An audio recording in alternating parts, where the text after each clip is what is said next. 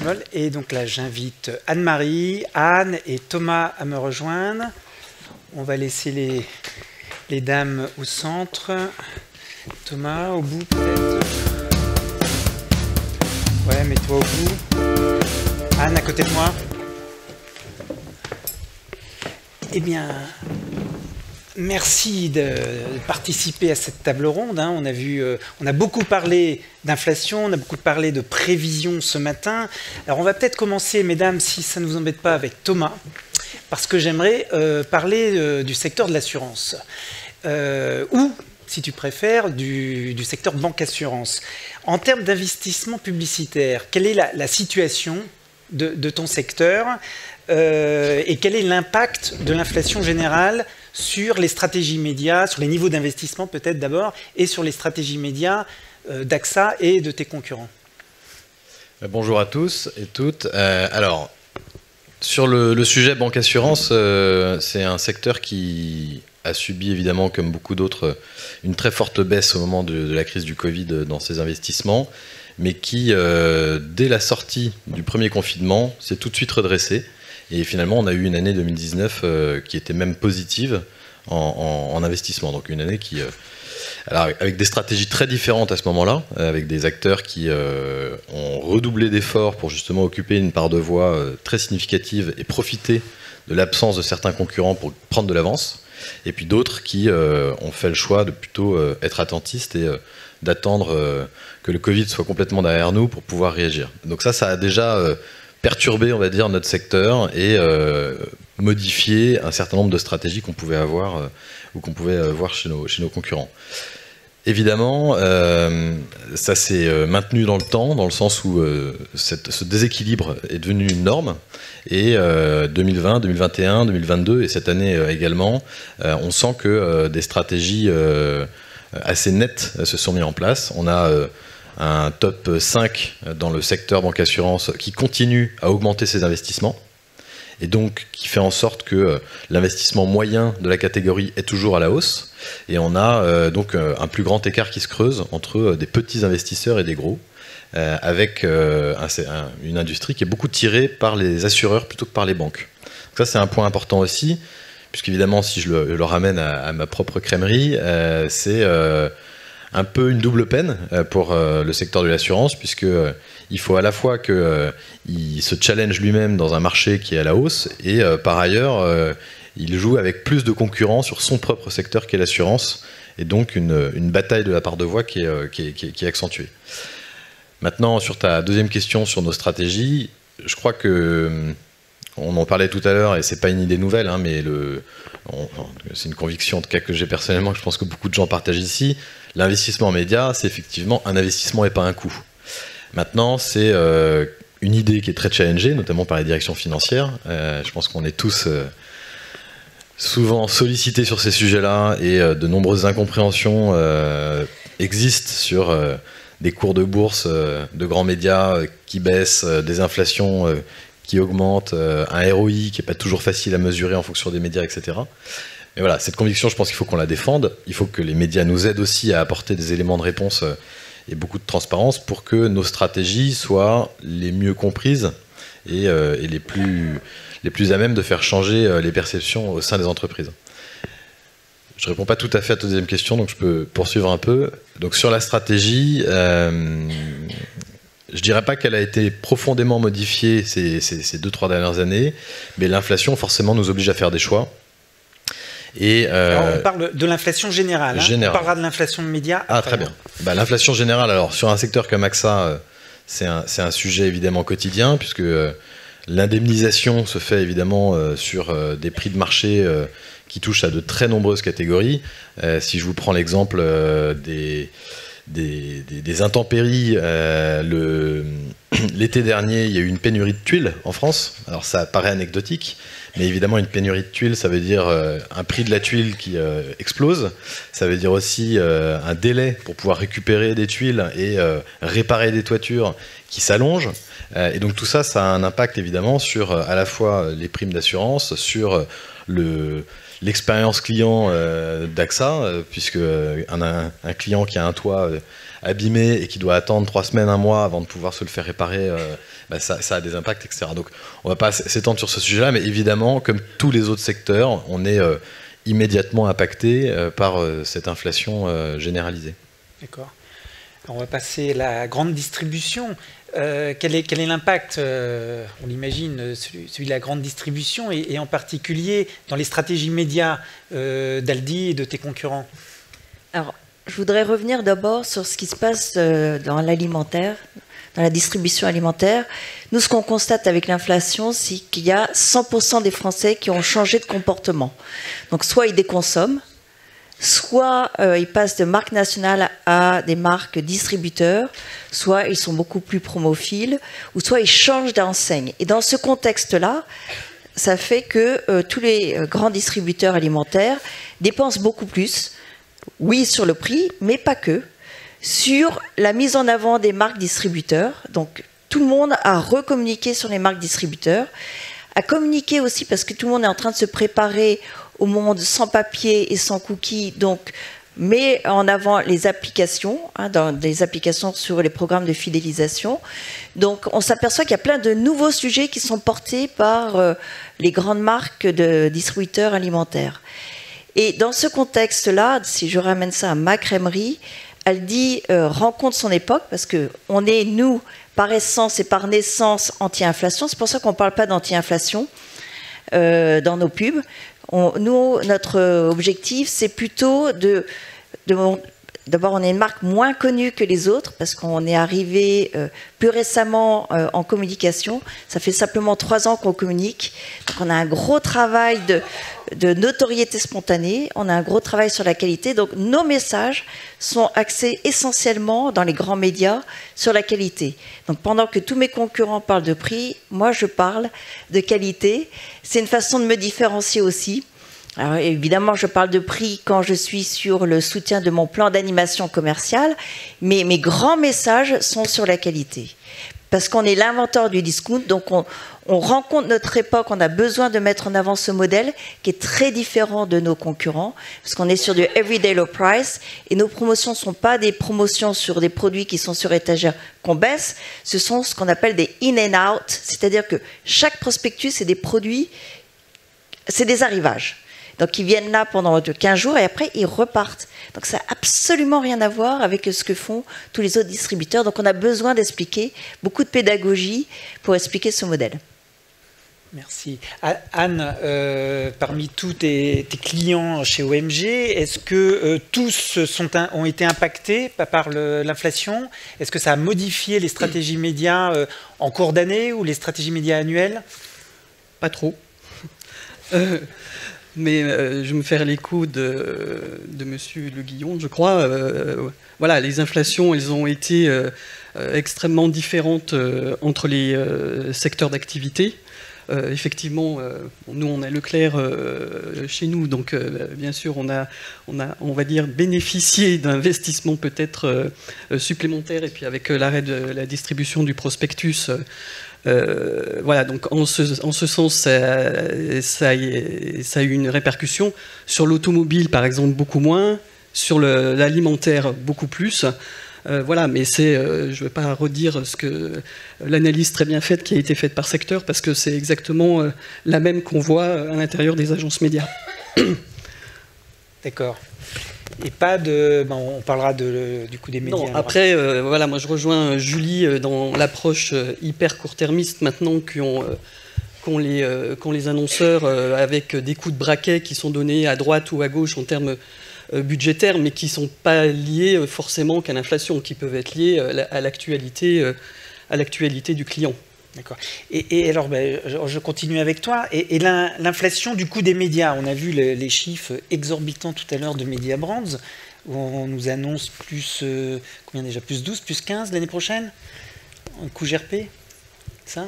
On est sur, et déjà cette année, il y avait aussi au moins plus 10%. Je crois que quand j'ai parlé avec toi, tu m'as dit que les inflations sur septembre-octobre étaient terribles. Oui. Est-ce que ça a des conséquences ? Oui, alors moi j'identifie 4 types principaux d'inflation. Il y a l'inflation structurelle liée au papier et à l'énergie, avec forcément la presse qui est plus touchée et l'affichage par exemple. Il y a la radio, je ne suis pas tout à fait d'accord avec ce que Mathieu a dit au départ, parce que certes, ils ont, à une période donnée, baissé l'inventaire, mais ils ont vite relâché des inventaires par rapport à la demande. Et puis, alors, et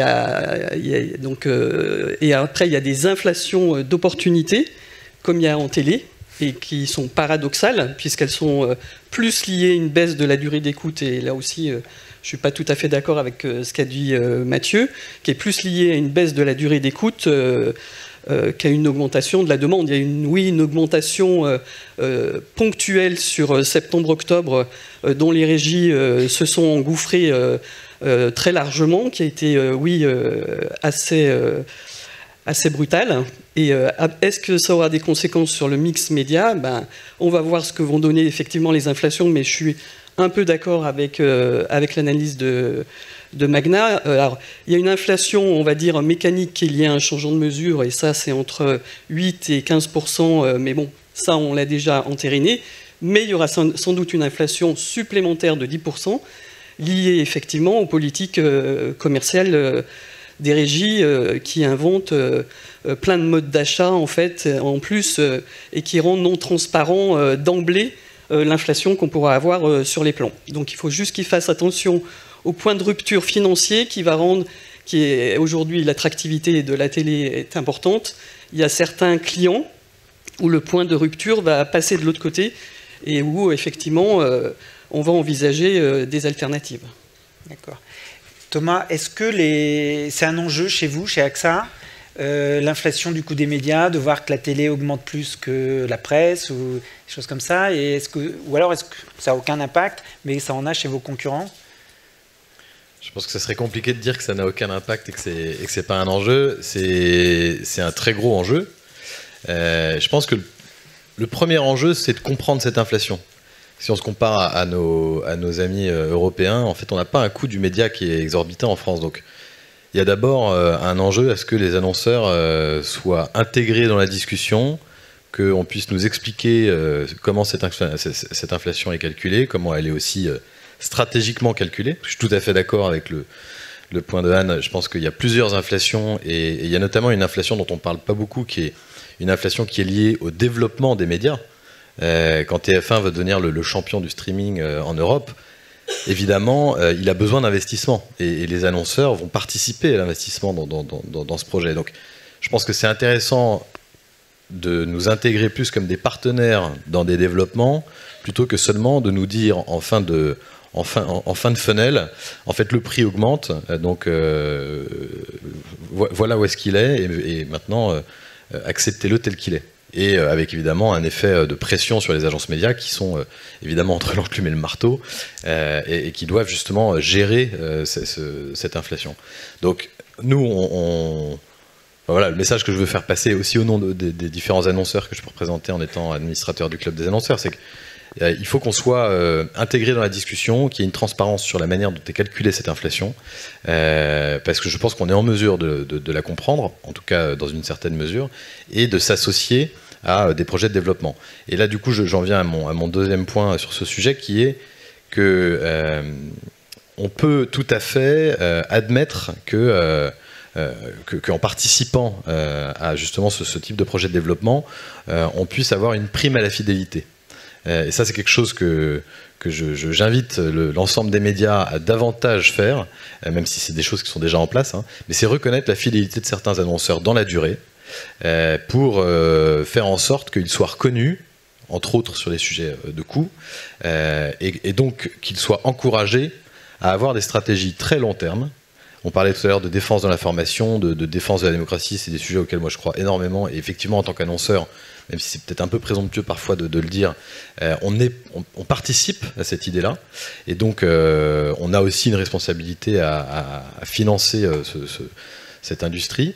Mais donc, pour éviter notamment des effets qu'on voit actuellement de très grande agilité et donc de capacité des annonceurs à se désengager ou désinvestir beaucoup plus souvent qu'avant, je pense qu'on a peut-être un nouveau pacte à mettre en place pour les annonceurs qui s'inscrivent dans la durée, qui du coup accepteront peut-être de ne pas changer d'avis tous les mois et de ne pas déprogrammer ce qui est prévu dans les trimestres qui viennent pour avoir des avantages différents de ceux qu'on peut voir parfois pour des nouveaux entrants à qui on fait un peu tapis rouge et puis qui finalement, sous le coup d'une réglementation ou d'une catastrophe business, disparaissent du jour au lendemain, alors que pourtant ils ont eu des avantages très intéressants à communiquer dans certains médias. Comme les startups qui sont... Je ne vise personne. Viser personne, c'est une catégorie. Alors chez Aldi, comment on perçoit l'inflation du coût des médias ? On l'a subi, mais en même temps, je suis d'accord avec toi. Donc ça accompagne soit des ambitions sur des nouveaux médias. En revanche, je pense qu'il faut toujours être focalisé sur ses objectifs de communication. Donc on ne va pas changer de média parce que tout d'un coup ça coûte plus cher. Mais on va faire peut-être des pondérations. Je ne vais pas arrêter la télévision, je ne vais pas arrêter la radio. Mais par exemple sur la radio, parce que c'est vrai que ça augmente beaucoup, je vais choisir des jours, je vais augmenter mon nombre de GRP par jour, mais je ne vais pas communiquer tous les jours par exemple. Donc ça, c'est des arbitrages comme ça qu'on va faire. Sur la télévision, je vais peut-être aussi repondérer sur la VOL, parce qu'on va raisonner sur de la vidéo, c'est toujours always on screen, et donc télévision, mais aussi sur tous les autres supports. Ce qui nous amène à réfléchir différemment aussi sur l'achat média, c'est de dire raisonner plutôt sur les contenus, parce qu'on voit bien qu'il y a une segmentation, en tout cas que tous ces contenus, on les retrouve et en télévision et en VOL et sur plein d'autres supports. Donc on va plutôt aller à la recherche de contenus qui sont fidélisants, qui ont un fort impact. Et je pense que c'est une autre façon de préparer aussi ce monde de paperless et de cookieless, parce que demain, on n'aura plus ces cookies. Donc il va falloir que de toute façon, soit contextuel, d'aller chercher des contenus qui va nous permettre d'aller toucher à bon escient nos consommateurs. Qu'est-ce qu'on peut constater aussi côté alimentaire, distribution alimentaire ? Les prospectus vont être abandonnés au fil de l'eau. Nous, on est les derniers résistants parce que comme on arrive sur le marché, on a besoin de gagner en part de visibilité. Alors là, les boîtes aux lettres, c'est génial parce que ça se vide drastiquement. Donc nous, on est très visibles. Mais le prospectus ne fait pas tout. Et ce qu'on constate, c'est que évidemment tous nos concurrents basculent en télévision. Donc c'est pour ça qu'il y a une très très forte augmentation des dépenses médias sur les grands médias, que ce soit la presse, la télé, la radio, le digital. Nous, on va continuer sur les prospectus, mais on continue très fortement sur tous les médias, avec, je t'ai dit, ces pondérations. Et cette obsession du contenu versus simplement de la puissance. En agence média, on développe des nouvelles stratégies, des outils pour s'adapter à l'inflation média, à l'inflation média. Oui, puisque c'est les coûts, le paramètre coût drive quand même les stratégies médias. Donc voilà. Après, je voudrais revenir aussi, ce qui peut aussi changer le mix média l'année prochaine, c'est cette nouvelle mesure de la télé qui va être extrêmement structurante, puisque en lecture, voilà, il y a la même efficacité aujourd'hui, mais en lecture, on va quand même perdre beaucoup de GRP, beaucoup de couverture. Il y a beaucoup de pédagogie, et on va faire beaucoup de pédagogie auprès des clients, parce qu'effectivement, c'est une lecture. La télé, elle va pas changer entre le 31 décembre 2023 et le 1er janvier 2024, mais moi je pense qu'il va y avoir quand même un impact peut-être un peu psychologique, parce que quand on va lire des baisses de couverture peut-être de l'ordre de 10 points sur certaines cibles, forcément il va y avoir des stratégies et des mix médias qui vont être repensés. Et si dans le même temps la télé augmente ses coûts de 15%, voilà, là je pense qu'il peut y avoir des stratégies qui vont bouger. Alors elles ne vont pas bouger peut-être dans les 3 premiers mois de 2024, mais forcément pour 2025 on sera aguerri en tout cas à proposer des alternatives fortes, je pense, pour certains clients. D'accord, justement on va parler de 2024. Thomas, année Jeux Olympiques, il y a aussi l'Euro. Est-ce que tous les assureurs vont foncer vers la télévision, vers l'affichage l'année prochaine? Et comme vous êtes au club des annonceurs, est-ce que tous les annonceurs, comment vous voyez l'année prochaine? Vous avez vu tout à l'heure plus 9,7 chez Groupe M, plus 3,3. Est-ce que le club des annonceurs a une idée? Je ne parlerai pas au nom de tous les annonceurs de leur stratégie parce que je ne les connais pas. Évidemment, ça va être une année très particulière. Avec mes lunettes qui sont peut-être pas les plus justes, mais qui en tout cas vont avoir un impact sur notre propre stratégie, je dirais que l'année va se concentrer avec des grands pics. Et il va y avoir des choix à faire entre être petit parmi les gros ou être gros parmi les petits, si je résume. Donc, je ne serais pas étonné qu'il y ait un désengagement très fort de certaines marques au moment justement de l'Euro ou des JO pour pouvoir occuper d'autres moments dans l'année où peut-être il y aura un peu plus de tranquillité. Et inversement, des périodes où on va avoir une multitude ou une saturation de messages qui seront, je l'espère, pas trop les mêmes, parce que c'est aussi le problème de ces périodes-là, hein, où finalement la confusion peut s'installer assez vite entre des positionnements qui se ressemblent ou des messages qui se ressemblent. Voilà, après, moi je suis effectivement très intéressé l'année prochaine par cette nouvelle mesure en télé. J'appelle aussi de mes voeux à une mesure de l'attention, même si c'est des sujets qui sont en cours de travaux. C'est quelque chose qui nous manque, clairement, et je pense que cette mesure de l'attention, elle peut amener aussi plus de transparence et donc plus d'équité dans la manière dont on attribuera demain nos budgets entre les 5 médias et le digital. Je constate quand même dans les discussions que j'ai avec certains de mes pairs qu'il y a une défiance qui grandit sur l'efficacité des contacts en digital, et donc ça, je pense que c'est un sujet vraiment qu'il faut qu'on adresse, parce que cette défiance, elle est là depuis un petit moment. Si je parle d'AXA, on a des investissements qui sont plutôt légèrement en recul sur le digital, notamment parce qu'on cherche d'abord à travailler nos KPI de branding et que l'impact net se fait davantage sur des médias plus traditionnels. Donc voilà, je pense qu'on a devant nous des chantiers qui sont assez passionnants, qui probablement sont complexes, mais qui d'ici peut-être 3 à 5 ans auront changé un peu la face de la manière dont on travaille dans nos métiers et dans nos stratégies. Et la grande distribution, l'année prochaine, Par encore rapport aux plus jeux, que cette année? Alors nous, on va continuer évidemment à investir, parce que forte concurrence.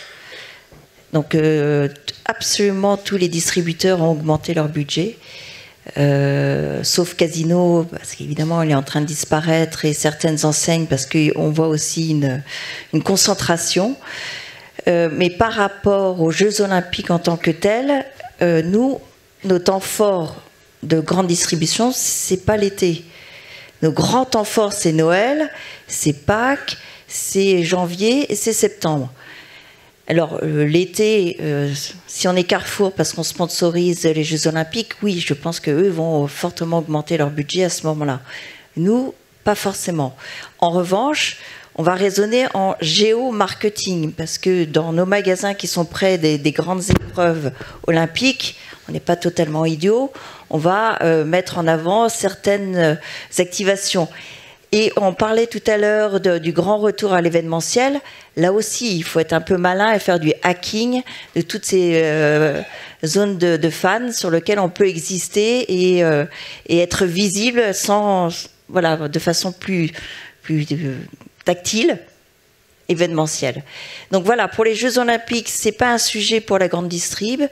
Oui, il y aura de la mise en avant de produits, parce que c'est plus de snacking, c'est plus de boissons, c'est plus de pizza au moment de ces grands rendez-vous. On sera, alors on n'est pas aussi totalement fou, parce qu'on sera dans les grands carrefours d'audience, donc c'est de la visibilité qu'on va aller acheter, mais on ne va pas détourner nos grands temps forts pour exister pendant les Jeux Olympiques. D'accord.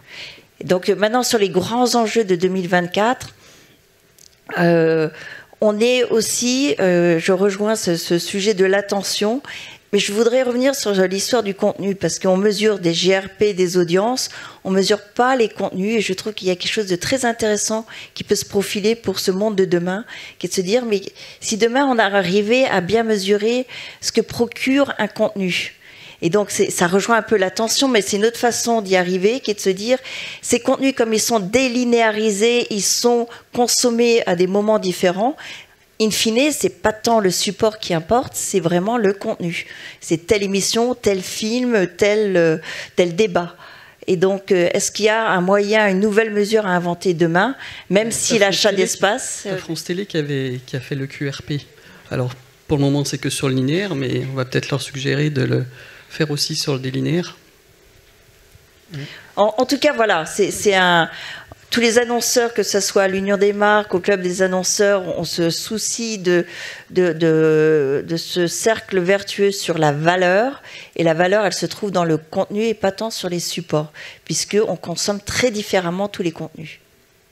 Et surtout les jeunes, qui ne sont plus forcément à la télévision, mais qui sont sur leur petit écran. Si on revient à l'inflation, chez Aldi, donc qu'est-ce qu'on fait? On fait des prévisions sur quelle sera aussi l'inflation l'année prochaine. Tu parles de l'inflation alimentaire? L'inflation alimentaire. Ah oui, alors elle continue. Oui, ça, l'inflation alimentaire, malheureusement, elle continue. Pas autant, ça se tasse. Après, tout dépend des matières premières. Maintenant, chez Aldi, nous, on est 90% de marques distributeurs. Donc, on subit moins l'inflation des grandes marques. Donc, on n'est plus dans cette bagarre, donc on ne se bagarre même pas là-dessus. Notre sujet, c'est nos marques distributeurs, mais avec lesquelles, nous, on travaille avec plus de 800 PME, dont 600 françaises. Donc, bien qu'on soit allemand, on est à 78% fabriqués en France. Et nos relations avec ces PME sont dans le temps. Donc on n'est pas, on est dans une relation durable avec toutes ces PME, donc on subit un peu moins l'inflation, sauf sur ces matières premières, parce que là, alors, évidemment... Si l'inflation continue, on va continuer à avoir cette guerre des territoires de communication guerre des prix, oui, tout le monde est en train... C'est étonnant parce que dans la grande distrib avant, j'étais chez Intermarché, donc on était sorti de cette guerre des prix pour revenir sur la valeur, sur la qualité, et là, ça y est, tout le monde est grand tournant à droite pour reparler que du prix. Donc elle dit, hop, on sort et on reparle de la qualité. Donc je pense que la qualité reviendra, on reviendra à qu'est-ce que je mange tous les jours. C'est pas que du prix, je mange aussi des choses de qualité. Mais on a ce discours de qualité sur les MDD maintenant, donc sur les marques distributeurs. Mais on est à 80% sur le prix et 20% sur la qualité des produits. Ok. Anne, plus 3 ou plus 9 l'année prochaine? Il n'y a que OMG qui ne se prononce pas, mais vous êtes plutôt du fourchette basse ou haute? Je vais essayer de faire changer ça pour l'année prochaine. C'est les instructions Omnicom, mais bon, comme je vois que tout le monde participe, ça fait un peu tâche. Non, alors nous, on est très proche des estimations de Magna, mais avec plus équilibré entre le offline et le digital. Voilà. Donc, je vois un peu moins des évolutions un peu moins fortes que celles prévues sur Magna sur le digital et un peu plus fortes sur le offline. Et pour rebondir sur les JO, qui est lié, là pour le coup, je rejoins un peu l'analyse qu'a fait Mathieu sur l'engouement qui est lié quand même aux Jeux Olympiques dans un marché global. Déjà, tout ce qui a été vendu là, en télévision, ça a un impact mécanique sur l'évolution des investissements. Quand on voit les prix des sponsoring vendus par France Télé, c'est sur le marché, donc, et ils ont tous été vendus. Et les prix des packages qui vendent sur leurs écrans premium classiques, l'été était très très attractif en termes de prix, mais là je pense que 2024 va changer toutes les moyennes, puisqu'on est à des prix entre 1 et x10. Voilà. Et après, ce qu'on ne sait pas, c'est est-ce qu'il va y avoir un JO Blues à partir du... Non, mais parce qu'on sent, on nous en parle quand même depuis un an, on voit l'engouement. Pouf, ça va tout retomber. Est-ce que ça va entraîner le marché publicitaire? Voilà, on n'espère pas, on essaiera que non, en tout cas dans les stratégies qu'on va élaborer sur nos clients. Mais je voudrais revenir aussi sur les prévisions 2024. C'est très très compliqué de faire des prévisions même 2024 à cette période-là.